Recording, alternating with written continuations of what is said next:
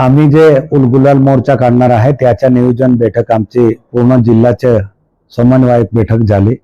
त्याच्यात पद्माकर वडवी साहेब होते आणि त्याबरोबर आमचे प्रत्येक संघटनाचे पदाधिकारी सुद्धा तोडुदा इथे बैठक झाली आणि त्या बैठकमध्ये असं ठरलं आहे का जे आदिवासींवर अन्याय करण्यासारखा एक तो GR आहे तो GR काढून आम्ही आरक्षण घेऊ असं जे सांगता धनगर आणि बंजारा समाज।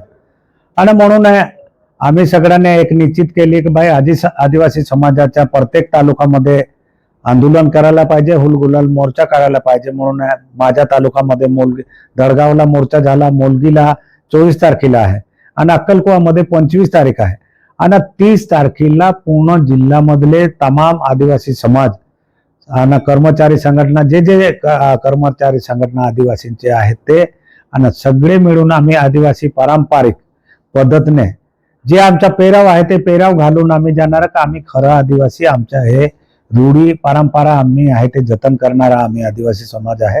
आणि म्हणून आमचा एकच या नंदुरबार जिल्ह्यामध्ये मेसेज देणार आहे का आम्ही आदिवासी आहे, आदिवासी मध्ये दुसऱ्याला आम्ही घुसखोरी करू देणार नाही।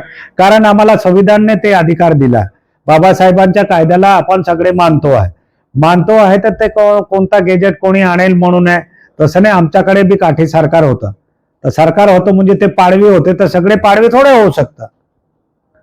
तर तसं एक उदाहरण आहे का बाबा ते तो त्या तिथे तो गेजेट मध्ये जे असेल पण तुम्ही त्याला सांगणार पूर्ण महाराष्ट्रामध्ये आम्ही आदिवासी आहेत, आदिवासी बोलण्याने होत नाही।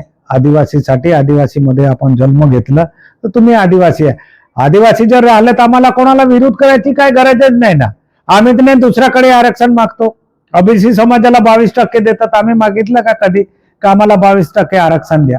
मराठा समाज आरक्षण मागतो, आम्ही कधी सांगितलं की बाबा यांना नाही द्यायचं। आम्हाला कोणालाही विरोध नाही।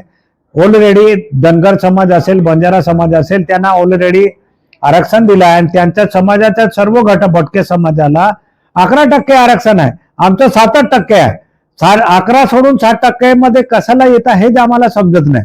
म्हणून आम्ही उलगुलाल मोर्चा आमचा मोठा नंदुरबार जिल्ह्यामध्ये 30 तारखेला होणार आहे आणि त्या 30 तारखेला पूर्ण नंदुरबार जिल्ह्यामध्ये आम्ही दिवस पाळणार आहे। त्याच्यात हे दिवस याच्यासाठी तिथे कोणताच काम आम्ही त्या दिवशी करणार नाही आणि पूर्ण 100% आदिवासी समाज नंदुरबार जिल्ह्यामध्ये हुलगुलाल मोर्चा काढणार आहे।